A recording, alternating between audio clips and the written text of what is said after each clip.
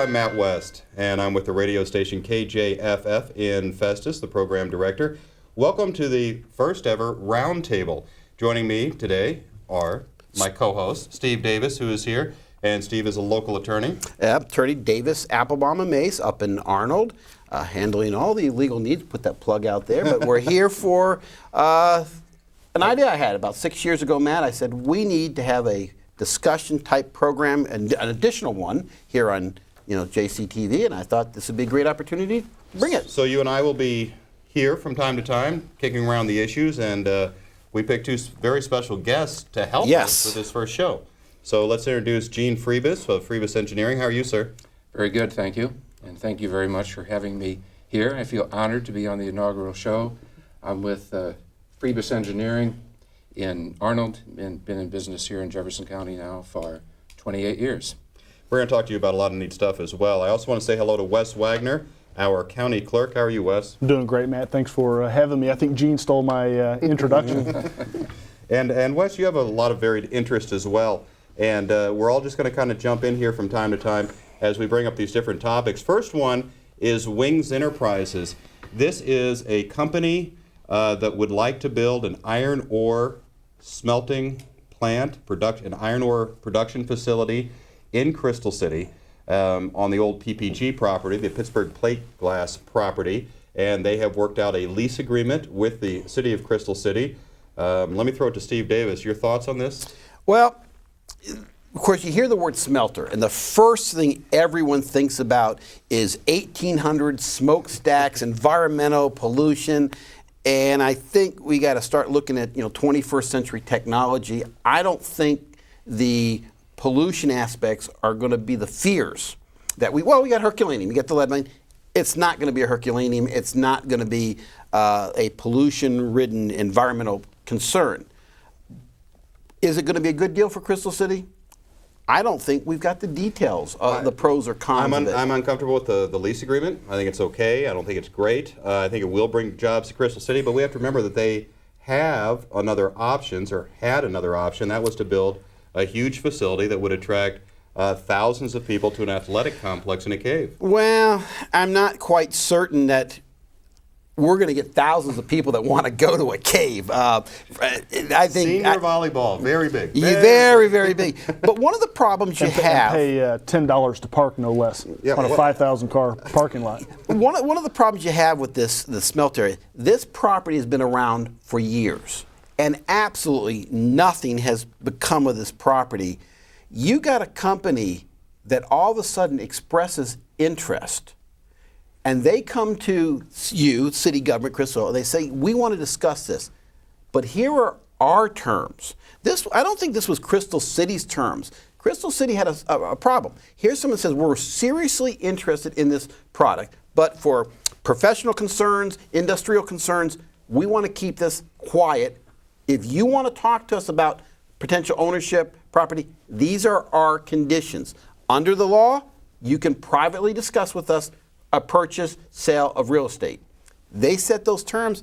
I don't think Crystal City may have been wrong to accept those terms. So, and you are comfortable with the way they did handle it? The Crystal City Council, by entering private negotiations. If the terms were set by the Wings Enterprises, I have no problems with what Crystal City was presented a proposal. They had an option, wings or nothing at that time. We're now getting a year down the road, but this has been going on. Sure. Crystal City said, well, we were here in 2000 and nothing. 2002, nothing. 2003, nothing. Let's throw it to Gene here just for a second. As a developer, there are times when you don't want the whole world to know what you're building, what your construction, what your plans is. Absolutely. Because if you have competitors, they're going to say, oh, look what he's doing. Let's cut him off at the pass and buy this land right next door. That's true, but I'd like to look at this situation from a little bigger perspective. I work for developers. I'm not a developer myself, but the number one need in Jefferson County for the next generation is jobs. And I think anytime there's an opportunity like is presented here, it is smart to pursue it to whatever degree necessary to see if those jobs can be created. I think Crystal City is, at this point, I don't have any problem with the way it's been handled. This is an opportunity that we need to take advantage of, and I'm happy that it's happened. I'm happy that it's here. I got to tell you, if I was the mayor of Crystal City, I probably would have done the exact same thing. If I'm king of the county, and I'm waiting for Wes to appoint me that any time now, I would have to look at the other development because it's going to bring in outside people into the county. And we always talk about all of us going north to wherever or spending our money at Gravois Bluff and all that sales tax going someplace else, and we don't have a lot of people coming here and spending money here. We have some industry in the county. It would be nice to have a little bit of diversity. Well, I look at a more recent example than even the Crystal City smelter. If you look at the Wholesome Concrete facility down in northern St. Genevieve County, and the hoops and obstacles and hurdles that they had to overcome to obtain their clean air permit. Now, that particular project has created hundreds of construction jobs. Once they complete construction, then you're going to have dozens of local residents that are actually going to work at that facility. I think the problem with the Crystal City smelter, and I disagree a little bit with what has been said, is exactly how it's been handled. Yeah. I don't. Yeah. and I don't know that we know all of the issues because we're talking about lead versus iron ore, and I am not a chemist and I don't know exactly what kind of pollutants that they emit. It's just supposed to be, as far as I know, it's just supposed to be carbon dioxide. But again, as Steve mentioned, you mentioned smelter. Everybody thinks of what's located in Herculaneum. Right, and again, I would go back to, I think the way that it was handled, and again, I don't know that we want any company, for that matter, to come in and be able to dictate terms on what we demand. We want this. We are going to tell this city or this community to do this because, because if the negotiations, I think, had been handled in a more forthright manner, in an open manner, I think a lot of the questions that the opposition has brought up, I think they would have been answered. And so I tend to believe that the opposition that we see now in the newspaper and whatnot is completely because of how the issue was handled, and not necessarily because those people are against 1,000 jobs coming to Crystal City. But my question would be is, whose idea was it to keep it silent? It would have to be Mr. Kennedy of Wings Enterprises. And that's my point. If I'm Crystal City, I'm given. You're not signing that agreement. Well, to statewide? I'm given an option, and it may not be the best option, but after how many years, and it's the only option, for someone to sit there and say, "We're not going to do it." No. You're and discounting. then Mr. Kennedy says, "Fine, we're out of here." And then the next week, oh, there was a person who was willing to buy this property and build a plant and employ thousands of people, and Crystal City said no. Are we going to have more vocal people against City Hall? How dare you let this slip through your hands? And I blame Mr. Kennedy, who is obviously a very successful businessman, but he had a public meeting, for example, and he says, and people ask him about his background, he goes, it's really fairly boring. There's not a lot to talk about.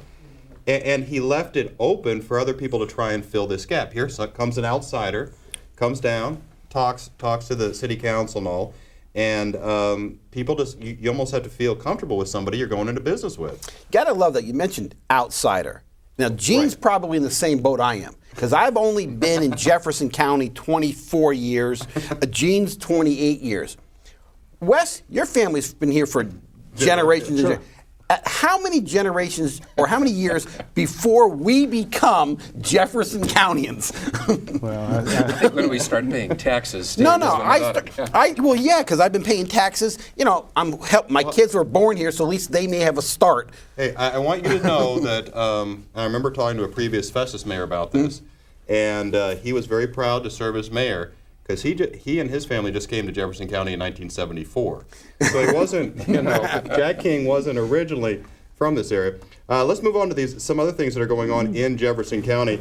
I want to talk a little bit about high school sports and professional sports, and our sports expert is Wes Wagner. You really follow that, don't you? Probably a little too closely. And I got to give Wes a great plug as a human being, a person. My son and I were at a baseball game, and we ran into Wes was there, and we're standing in right field bleachers for batting practice. And San Francisco was batting because Wes was chasing Barry Bonds' record around the area here. And I don't know who hit the ball, but they hit this ball out there. This man can play some ball. He was in there with his glove. He went out there. He caught that ball, and then he gave it to my son. Oh, and really? I thank him, and we still have that ball. So I thought, this is a man who's got a love for sports. Well, the truth be told, the reason I was at that game is because I wanted to see Barry Bonds, who is now the home run champ. And that was his only series in St. Louis, I believe was over July 4th, the holidays. And you're not alone respecting his accomplishment, but a lot of people have a problem with his alleged steroid abuse. Well, the interesting thing about Barry Bonds is he may have been one of the best baseball players ever before the steroid era. That's if you true. look at his accomplishments in the 90s, I think he was a 3-time National League MVP. He was a 7-time All-Star. He was probably a Hall of Famer before he allegedly decided to enhance his performance. And steroids is not going to improve his eyesight. It's not going to improve his coordination. It's not going to improve his bat swing. It's going to improve his power. Right. Actually, it does improve your eyesight. Does it? Yeah, one of the rare things about steroids, it's not just muscles, it improves the eyesight, which makes it so significant in baseball. And I noticed, Gene, you're not wearing glasses, so. Okay. Is that what it is? It's an emergency. So you have these high school athletes competing in a variety of sports. They're looking at Barry Bonds and saying, he's the man. Well, I mean, the Major League Baseball has walked a very fine line because they understand that the home run, the long ball, translates into better attendance, which means more dollars in the owner's pockets. And so it's a real catch-22 for them. Do they crack down on the steroid users? And then people are upset because they don't see a 10-9 game.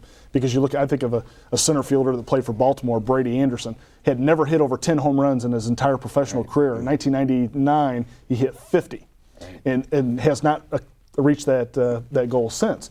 And so I think when high school athletes see a mixed message from Major League Baseball, then they think maybe I should emulate Barry Bonds or Mark McGwire. No doubt. And it translated on the local level in Jefferson County because you saw the Hillsborough High School football team, and there was an issue related to some performance-enhancing supplements. It was not steroids. It was supplements. But it was some type of supplement that makes your tissue, I think Mark McGwire used it. I think it was creatine. Creatine. Creatine, Right. yeah. Creatine. And it didn't ultimately lead to the dismissal of the head coach. Then an election kicked off some school But board and members the question is to the individual, and every child who plays sports has that dream. I'm going to be the pro athlete. I'm going to be the star, regardless of the fact that 1 out of 1/10 of 1% might ever even reach that level. I think the parents they see that because what they see in Tiger Woods, and they see that he made an appearance at the age of 3 years old on Johnny Carson, and that he parred his first hole when he was, I think, 5. And so parents have this belief that if they start their children off at an early age, that we can make them these super athletes and become professional basketball players or baseball players. But do we tell the child, if you want to compete, and I'm especially fond of football, these children today, if you want to be a professional football player, you better be 185, 200 pounds as a wide receiver, still running the 4.4, by the way, and you linemen 300 to 350 to 400 pounds. How does a person get that much bulk and muscle? And if you don't have it, do you get hurt playing the game? Or do you just give up the career because you don't have an opportunity? Are we teaching the kids, look, if you want to reach for that brass ring, it comes in a bottle? And we it's easy to pick on football and baseball, but I remember this NASCAR saying, if you ain't cheating, you ain't racing. I mean, if you're not pushing all the rules to their absolute limit, then you're not truly competing. And you got to go true athletes. No cycling. There is no drugs in the sport of cycling. Lance Armstrong is clean. The guy after him is clean. Is there any professional sport where one of the top champions hasn't been using some enhanced forms? And is it wrong? I mean, we have Nautilus today. 100 years ago, they didn't have Nautilus. Is Nautilus given the human body an advantage? And the fact that a chemist can now put a Nautilus machine in a pill. But I think we have to decide as fans whether we believe that drugs are good or bad. And I think we have to make that publicly known with our dollars, whether we're going to buy tickets to Barry Bonds game. As a fan. I'm conflicted as a fan. And I think the professional organizations need to work harder. Baseball especially. They have been complicit in this whole problem. They have, recognizing what you said earlier, Wes, home runs draw fans. I mean, my favorite year, even though the Cardinals didn't win, I think was '98 when the McGuire-Sosa thing was going on. Professional football's done a pretty good job. They And I would argue guys are that going for the season. the reason that baseball is so in the forefront of the steroid issue is because baseball is the only sport where numbers mean something. If I said to you, what does the number 61 mean to you in baseball, you would think immediately of Roger Maris. Absolutely. Or if I said, batting average of 406, you would think of Ted Williams. Numbers don't mean so much, and children can't recite those numbers so easily in football or hockey or basketball. Well, I also think in baseball, the face time that the players get, they don't have a mask on, they don't have a helmet on, you can see them. The superstars are really visible, and every broadcast from ESPN to actually game coverage, they're focusing in right on Barry Bonds. But you mentioned, the superstars. fans, and I would say the fans want it. Now you sit there, Barry Bonds is probably crucified in every baseball city but one. Mark McGwire was loved in probably one city. Sammy Sosa at the time was loved up in Chicago. We want our player. Yes. Well, I think that goes back to the hypocrite factor. I was at the final series at the old Busch Stadium. They invited Mark McGwire back, and now this is in September of 2005. So Mark McGwire has already given his testimony on Capitol Hill in Washington, D.C. He gave that, I believe, on St. Patrick's Day of 2005. In September 2005, he came back to pull off one of the numbers off the outfield wall. It was game number 3. A rousing standing ovation was given. I was there that night. And I was one of the guys standing up and applauding because he gave me enjoyment that season. And my point is that if you're going to applaud Mark McGwire, then when Barry Bonds comes to town, you better stand and applaud him as well. And I talk about the baseball. One of the most boringest games I've ever been to. As a child, I'm going to a ball game with my dad. Boston beat Minnesota 1-0. And it didn't dawn on me afterwards. Rod Carew broke up the no-hitter in the 8th inning. But as a kid watching I'm seeing a no-hitter and I'm seeing Rod Carew. Nope. I'd rather have the 10-9. And I bet Wes would say, and I'm a big baseball fan, all sports, a 1-0 game is exciting to a great baseball fan. Well, that's the problem. I'm a child. The average fan. That's the problem with baseball in general. Steroids is a major part of it. But when you go to these new retro stadiums, they've got too many activities for kids. They've got the playground, and they've got a big deal for me when I was a child was to go with my parents, and they would. The big treat for me was to buy a scorecard and learn how to keep score. And you sat there and watched the entire game. Yeah. Now there are so many other activities that are away from the stadium. All right, and we'll wrap up this whole sports conversation with this. As parents, are we sending the wrong message when the only time we show up at school is during their football game or their sporting event? The only time we're cheering on our kids is when they're out in the field doing something.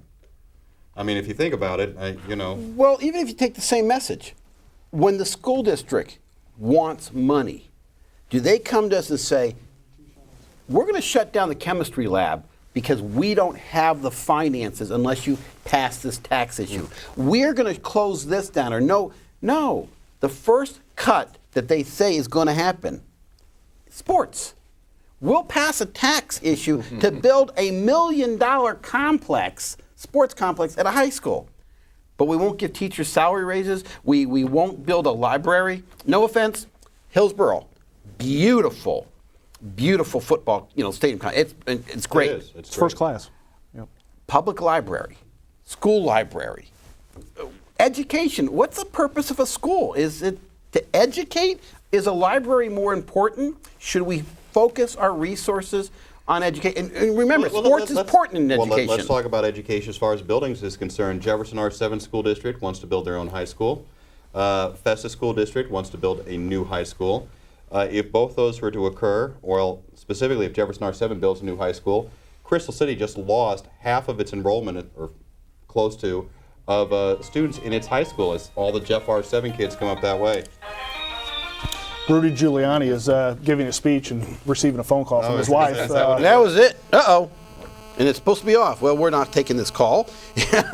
So anyway, so then the point becomes, is the best system we have is to have all these individual school district kingdoms with, you have Jeff R7 here and Festus here and Crystal here and Dunklin up here and all this other. If somebody was from the state or from a higher level was looking at all these students, you would think there would be a better way to manage it than building 2 high schools, which would decimate a third and make them merger with a fourth and all this Well, stuff. I think maybe Gene and I probably could have a different perspective since we're not really from Jefferson County, only living here 20 some odd years. We don't have that, at least I don't, that hometown community pride in the school. I look at R7 and I look at Festus and I look at it purely from an educational standpoint and a fiscal standpoint, and I'm thinking, give me $40 million and I will build R7 and Festus, a state-of-the-art high school that both school districts would be proud to have.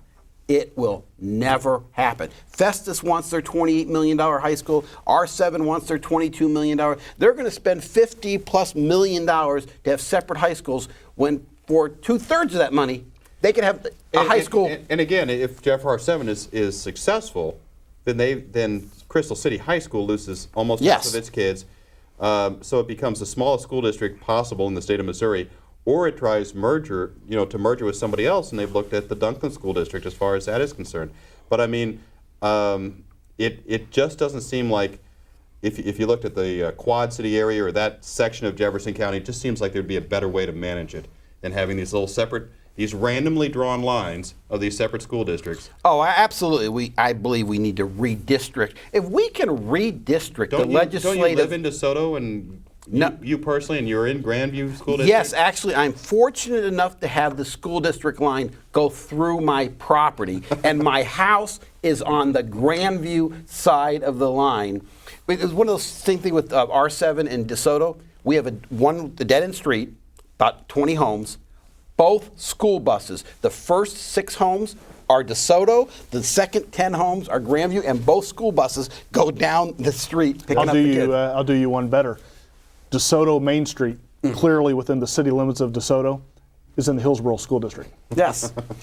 And if we can redistrict the legislators every 10 years or so, why can't we redistrict school districts? That's clearly a turf battle that we're not going to be able to answer today because districts want to hold on to. Well, yeah, I know the school districts. He had a couple votes that, as clerk, he oversaw. Where people in the DeSoto School District who are closer to Jefferson R7 absolutely wanted to change their 6 homes there. So it had to be on the ballot in the Jefferson R7 School District where it won, had to be on the ballot in the DeSoto School District where it lost. Then it went to mediation because it's happened twice, and the outcome was inevitable. Yeah. Whether, just being very objective, the R7 group probably never had a chance to win that issue because the 3-member board of mediation is always going to rule with the ability for districts to keep what they have. And they did not want the DeSoto district to lose those 20 homes or 25 homes or whatever it was and lose that tax revenue. To go back to your earlier point, I think it's inevitable, the fast-paced growing Jefferson County that we are, R7 is going to have a high school at some point. Is it next year? I don't know, but sometime in the future. So the issue with Crystal City is not been resolved yet because they are so geographically landlocked. Some decision is going to have to be made whether they continue as they are now or they consolidate into a Festus or a Herky or an R7. And the question I would ask is if they do consolidate, which mascot are they? Yeah. And it's funny you say that. And I'm, of course, so it's what, Blue Jays and R7 and Hornets and Crystal. Well, at least we're flying. Or maybe Black Cats and Dunklin and Blackhorn. I don't know. We can come up with, but whatever we come up, make sure it's politically correct and that we don't. No Native Americans. We need to take a break. You have been watching the Round Table. We'll be back with more after this on JCTV. You may not know their names, but the students who are helped through a Jefferson College Foundation scholarship carry thanks in their hearts. It's for the kindness that our contributors have shown. Make a difference in their tomorrows. Education, the great equalizer. It doesn't just mean you get more knowledge, it means you improve your quality of life. Give to the Jefferson College Foundation today.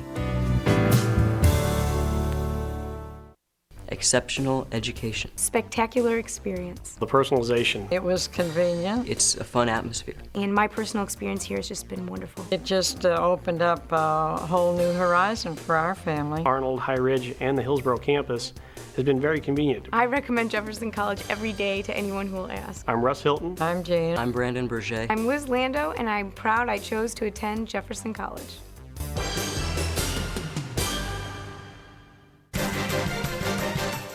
Welcome back to the Roundtable on JCTV. My name is Matt West. I'm with the local radio station KJFF, 1400 AM in Festus.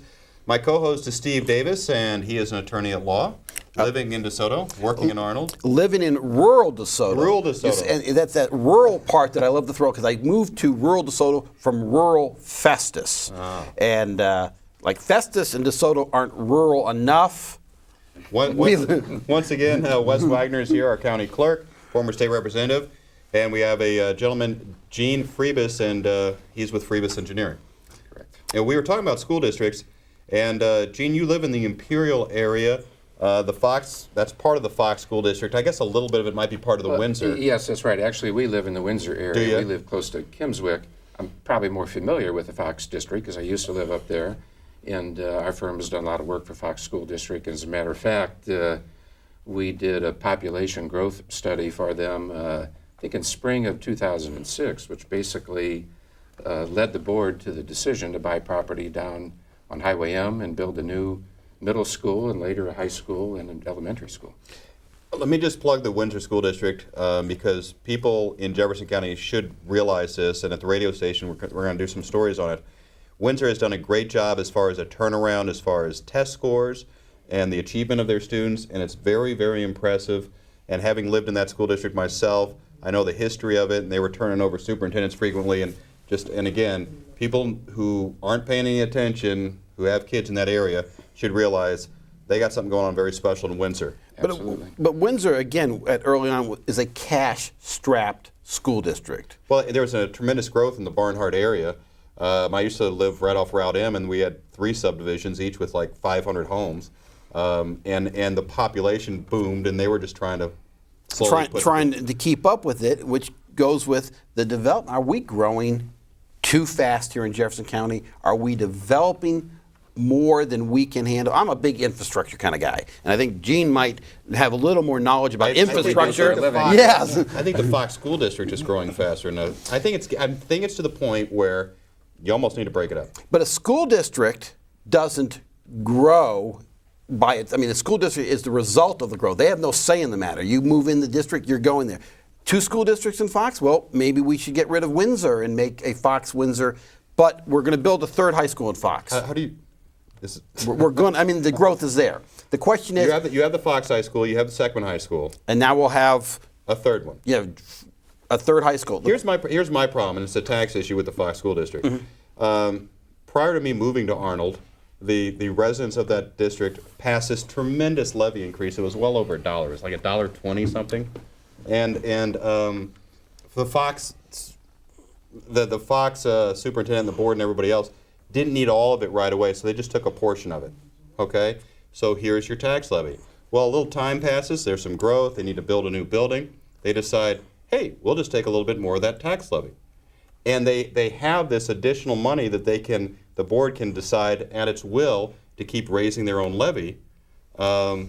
Meanwhile, you have the Rock Community Fire Protection District that passed a sales tax, promising people, hey, we're gonna reduce your property tax by half of what we collect, and so they're going to reduce it by like 19 cents, and then Fox is going to raise it by like 19 cents. But the difference between Fox is, the voters passed the upper level. They told Fox, you can have the $1.20 something. Fox, they give their administrators the benefit. Say, you know what? Thank you for giving me permission to raise $1.24. I don't need the whole $1.24 today, so we're only going to take 70. But you've given me permission, and hopefully I'm responsible enough to collect the other money. I think that's probably a responsible position, because I think back to the Lee's Summit School District over little district, not little, outside of Kansas City in Jackson County. I went over there for a meeting one time, and they said, you're in the 7th grade building. They had a whole complex for just the 7th grade. They had a whole complex for just the 8th grade. When I inquired about the particular buildings, they said that they had built a brand new building every year for the last 10 years. Their levy was $5.42. Now, I would argue that it's probably responsible for Fox to make those long-term plans because it is a growing area. I mean, that's just a That's matter true. of I'm life. just saying it puts residents, especially those on a fixed income, in a difficult situation because they don't know from year to year when Fox is going to raise a levy, and they have no control over it until they reach that upper part. But they did vote on it, and I think that was Steve's point, and I agree. They voted on that. And But I that think goes the back. board Is and there any statute of limitations on when when it never expires, or how does that work? You know, that's a question I don't know the answer to, but I'm presuming that there would not be. No, if Fox passed a levy, the beautiful thing about a school district is they don't have to collect your tax rate is $1.24. We don't have to collect the whole $1.24. We can. I mean, people would be upset if Fox collected $1.24 and then 2 years later you're paying these outrageous bills. Oh, do you know Fox has $60 million sitting in a bank account? Well, and I don't give them credit for not taking it. Yes. Yeah, I do give them credit for not taking it, but it does put them in the higher brackets as far as Jefferson County school districts. But I think Fox also has to, in Windsor, and for that matter, all Jefferson County schools have to be given a little bit of credit that, you can have all the money in the world, but you have to make smart business decisions, not only with your facilities, but also with your staff, because test scores are on the rise in Jefferson County. I was up at a Ridgewood Elementary School off of 141. Yes, it's a middle school. A middle school. Okay. Yeah, they were recently, they received an honor from the state as the school of distinction, because they had raised their test score so significantly in a short amount of time. And so, again, the point is you could have your $60 million in the bank, but you better make a good choice when it comes to hiring your superintendents and hiring your teachers, or you're not going to see those good test results. Fox is a little different because Fox, while it's here in Jefferson County, their philosophies, they're also competing against St. Louis County. They want their educators or teachers, their staff, to be equivalent to what you could get if you were in St. Louis County. They're competing against Melville and Oakville, really, for comparison, and this is not as much as R7 or Northwest. And if you're a teacher in the Fox school district, it's a short drive to one of those others. If they can always move to another district that pays more. Unless of course you live in rural DeSoto, and then the drive to Fox itself is. And Fox has effectively implemented special education programs for the disadvantaged as well as the very bright students, which doesn't happen all over Jefferson County, but like Steve said, is essentially the same as what the St. Louis County schools are providing. And let me jump in. And I would say that is the fault of the state legislature.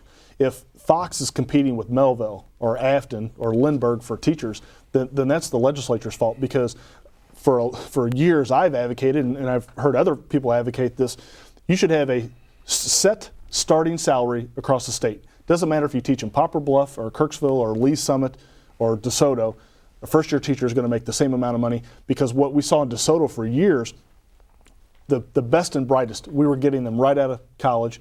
They would work 1 year at DeSoto for a very low salary. They would make all their mistakes, and then they would get plucked away by the Parkway School District because they were science teachers or math teachers.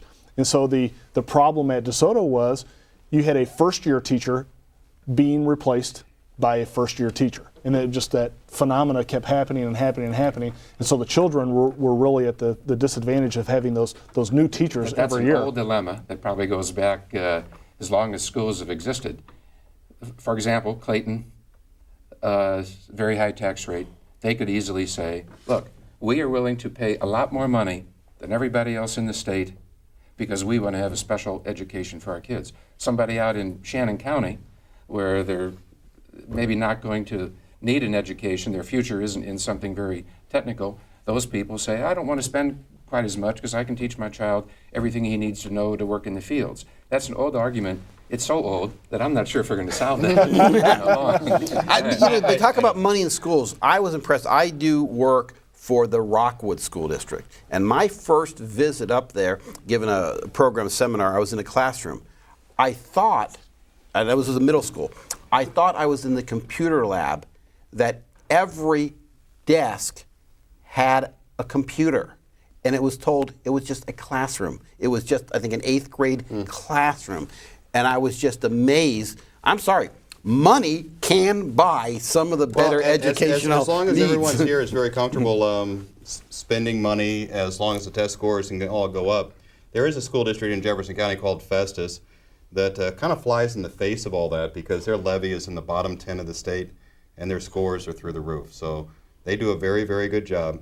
Not only Well, that's because they're getting all the R7 kids that are is going that what there. it is? They're raising their all scores. 80 of them in the high school. And they're getting better tax base all the time. Yeah. Don't forget that associated with this entire discussion is the importance of getting business down here, jobs down here, so we can have the Home Depots of the world paying taxes to the school district. And often that's been, we were talking about Windsor earlier. Windsor has made a lot of progress, but still they have a serious dilemma looking ahead into the future of where is their tax base going to come from businesses, and it's very small. When you have to rely on homes, it's difficult. And that's Just ask Grandview High School about that. In the entire Grandview district, I don't believe that there is one business. I don't think they receive any sales tax money from any business. You cannot buy a gallon of gas. You cannot buy a loaf of bread in the Grandview School District. Yeah, and people, they say, well, you got all these homes and all these people are moving in there. Why does the school district need money? They just don't realize you cannot run a school district on personal property, even real estate taxes for residential. It's commercial. Commercial taxes are what pays for the operation Which goes of back to government. what you said about Clayton. It's a little bit more than them just willing to tax themselves a lot. Well, they have a huge infrastructure, which They have both. They have a high levy, and they have a lot of businesses. Right. So the amount of money available to a Clayton student, or even a Lindbergh student, for years, Crestwood Plaza was, now it's not so great, but Crestwood Plaza was a cash cow for Lindbergh. For many years, everything along Watson Road. So sure, they have. Yeah. And they you know, have Give me a we're gonna see Chrysler plant and I'll give you a good school district in Rockwood. I mean, it's the money, the corporate money, tax money. Sure. And you're going to see some more of that popping up as exits along Interstate 55 get more development in Herculaneum, in Peevely, and you're going to see it hopefully along the 21 and Well, here's, 30 in corridors. fact, and I know Gene has a knowledge and expertise. We can't get commercial development until we have sanitary sewers in this county to build it. Yes, and I would say my answer to that was going to be rooftops. When you started that, we need rooftops, and we do. But of course, how do you get rooftops? Then you need sewers, et cetera. But actually, the extension of infrastructure isn't all that important. We can create it. If there's a subdivision that wants to be developed down in rural DeSoto someplace or in Grandview, we can build a sewage treatment plant. We can build a water system just for that particular development. So infrastructure doesn't hold us back as much as most people think, except perhaps for roads. If the roads are bad, then it's not, developers generally What don't about improve government roads. regulations? Do they hold us back? I don't know, scenic byways, things like that? Well, the scenic byways is It's not a an regulation. issue we but I don't was- know. Yeah, we don't know the whole story about that, but I think what it does speak to is property rights. And I am one that believes in the U.S. Constitution, which basically gives all of us a lot of property rights. Maybe you can explain to us a little bit better as far as what it is, because I think they want to protect a couple of the scenic roadways. They want to try and keep them scenic, and therefore, you know, restricting the billboards and everything else that can go on the highway, right? Well, that's right. And I think, but it could go beyond that. I think everybody likes the idea of scenic highways, and Jefferson County is known for a beautiful county. And I think I certainly like the idea of no billboards there. But that can easily be expanded to kind of tell people maybe what they can do on their property and what they cannot do on their property. So if And I can see think your that's what the property owners are from worried the about. highway, if I can see your property from the highway, you may not be restricted from building something that would detract from the scenic beauty of the area. That's correct. And then that gets into the issue of whose opinion is it, or whose opinion should have the most weight on whether or not it is something that detracts. And that is what needs to be defined. I would say that doesn't it make sense that if you're going to restrict the development of somebody's property that maybe they've owned for many generations, to compensate them for the fact that you're restricting what they can do with their property and what income they can And I derive think from we it. call that eminent domain, don't we? We take somebody's Yes. property and we compensate them for it. Was it true? Was it true or not true that with the designation as a scenic byway came federal dollars? Did I read that correctly? I don't know, but it wouldn't surprise me. I mean, The question I pose is, why can't we have it both ways? Why can't our county commissioners adopt an ordinance that says we're not going to allow any billboards on the new section of think Highway 21 and stay away from whether Gene Freebus can tear down that old rustic barn on his property or not. And stay complete, because again, that's going to resort back to a planning and zoning issue. So let the Planning and Zoning Commission meet and make those decisions. I know that's and stay away from, because my understanding, again, I am very surprised how this issue is blown up, because I think, and again, I don't speak for the commissioners, I think the original intent was to keep the billboards off of our newly built highways. I think Right. that was the original intent, and I don't know that everybody read the fine print that was associated with that particular designation. I know along 55, and I use that corridor all the time, there is a ton of billboards. And we could destroy half of them and they wouldn't even be missed. No, yeah. For me. Yes, I agree. And it's unsightly, and the local communities don't have control over it. So if you're the city of Peabody and your city runs on both sides of the interstate, that doesn't mean you can touch the billboards. That's a whole different ball of wax. You don't have authority over those billboards. State issue, isn't it? Yeah. Yes, And 'cause so the right of way and the property. Although I don't know if the property is in a municipality, whether or not a municipality could still ban because I know when you put up a billboard, you still have to get, in Jefferson County, you still got to get a building permit, you still got to go to planning and zoning. If your billboard's too big or whatever, you got to get the variance. So I think the counties or the municipalities who own the land on those highways do have the authority to restrict them. The problem is when the state comes in and says you're restricted, municipality can't.